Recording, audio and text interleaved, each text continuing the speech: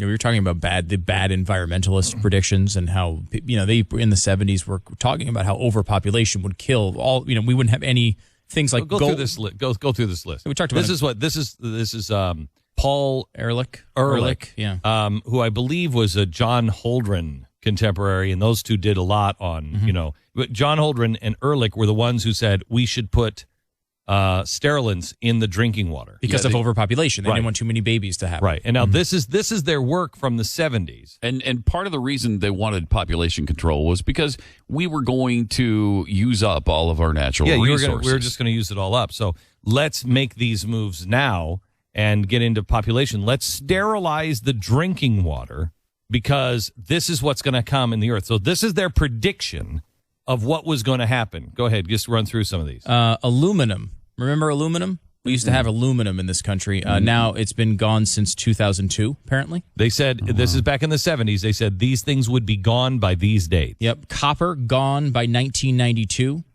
Gold, gone by 1980. 1980. Yeah, we no haven't more had gold. for 33 years. What are you advertising with gold line exactly? That's a good question. Tungsten. Yeah, it's not tungsten either, my friend. Yeah, tungsten, that was running out by 1999. Gone since 99. So what are you really shopping here? What are you selling? What is it, lead? It's lead? Lead. Oh, no, we were supposed to run out of that by 1992. No, but black gold, that's what I'm doing. Oil. Oh, black oil. gold. Petroleum, You wish you were doing that, but you're not. Yeah, because we ran out of petroleum, of course, gasoline as well. 1991, that was gone.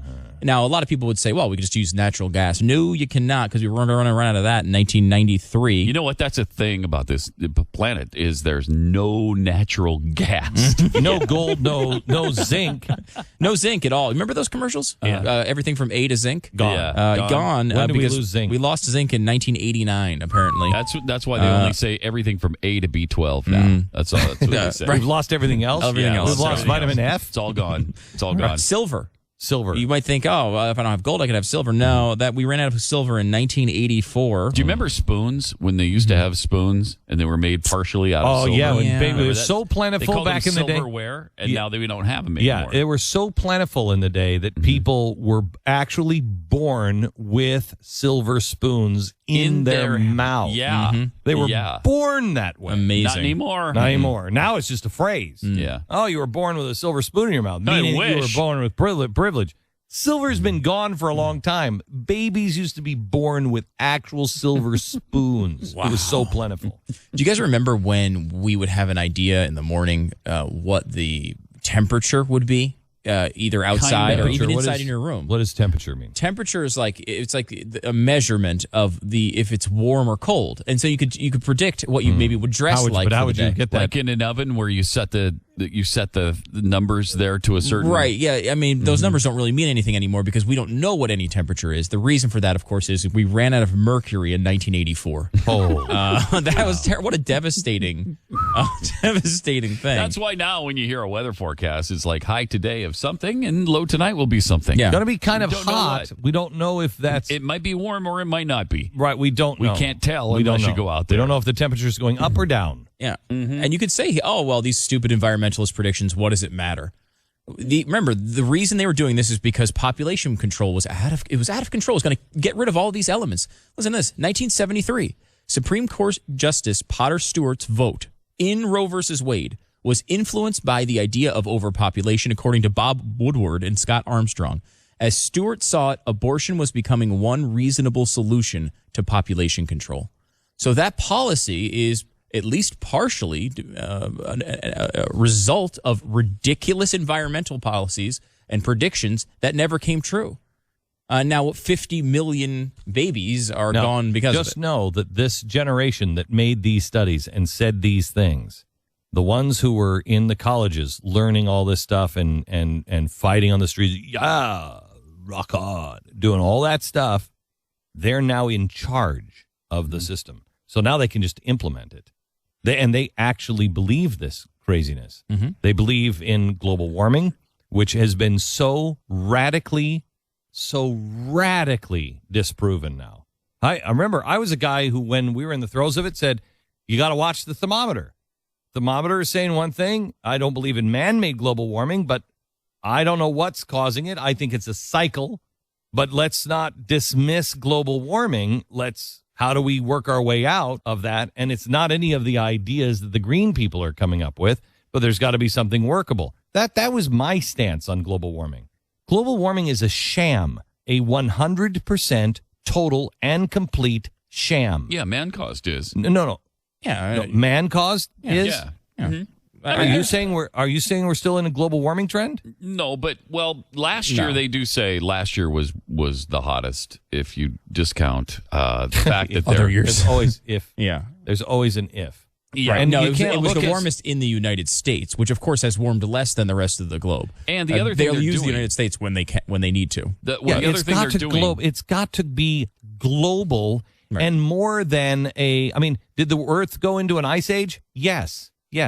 Do sun flares make a difference? Solar question. activity? No question. Yeah. No question. Yeah. But we don't have any evidence at all that the globe is continuing to warm at all. Well, certainly, it's warmed much less than the predicted levels of the computer models that we're depending on to set policy that this president came out and talked about in his The inauguration. computer models were as wrong as what this Definitely. this was. Yeah, I mean, Definitely they're that they wrong. were. Oh, Yeah, yeah. definitely. That wrong. Yeah, I mean, there was one in here. One of the predictions in this list we were going through talks about how they predicted 2 full degrees, and it was 35% of the warming they got. So they predicted 2 degrees, and they got 0.7.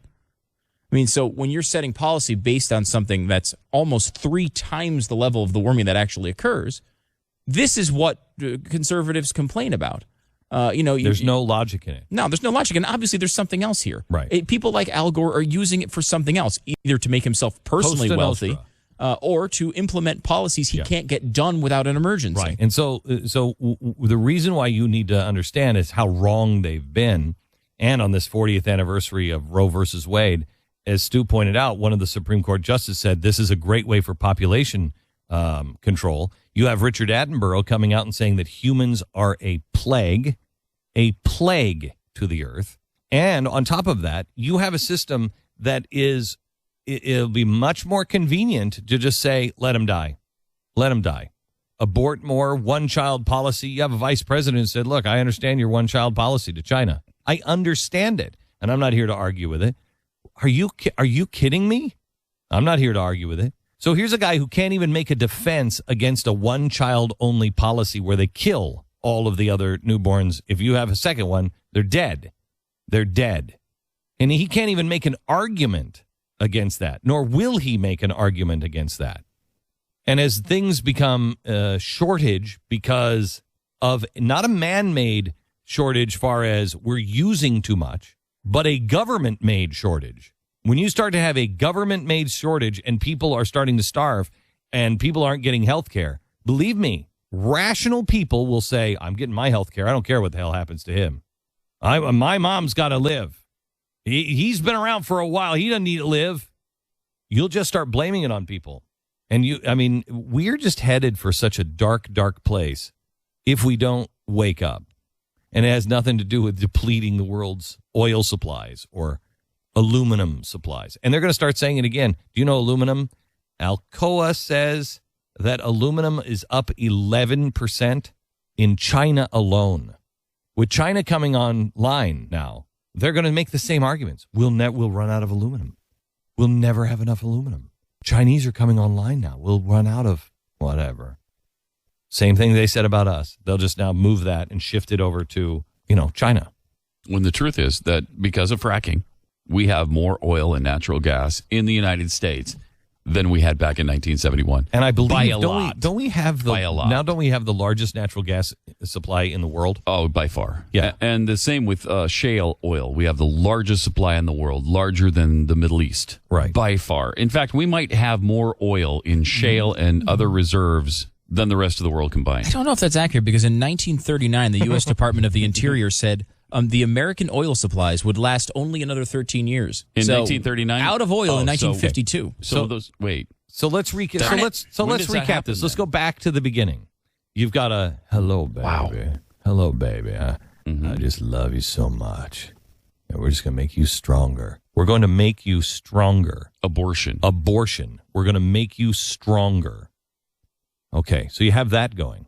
You have these crazies who are saying we're a plague on the earth, that we don't have enough resources. You have federal governments all over the world spending us into oblivion, causing shortages, and which will cause mass hunger.